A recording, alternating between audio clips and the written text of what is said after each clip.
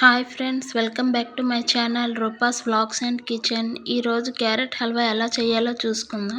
ముందుగా క్యారెట్ని తీసుకొని తురుముకొని పెట్టుకోవాలి.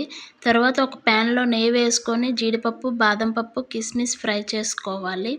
తర్వాత అదే ప్యాన్లో క్యారెట్ తురుముని వేసుకొని పచ్చివాసన పోయినంత వరకు బాగా ఫ్రై చేసుకోవాలి.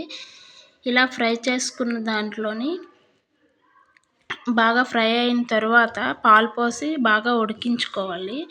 ఉడికించుకున్న తర్వాత ఇందులో కొద్దిగా షుగర్ వేసి బాగా కలుపుకోవాలి. తర్వాత ఈ షుగర్ అంతా కూడా బాగా కరిగిపోయిన తర్వాత ఇందులో కొద్దిగా యాలకుల పొడి వేసి ఫ్రై చేసిన డ్రై ఫ్రూట్స్ని ఇందులో వేసుకొని కలుపుకోవాలి. క్యారెట్ హల్వా రెడీ అయిపోయింది. మీకు కనుక ఈ వీడియో నచ్చినట్లయితే లైక్ చేయండి, షేర్ చేయండి, సబ్స్క్రైబ్ చేయండి.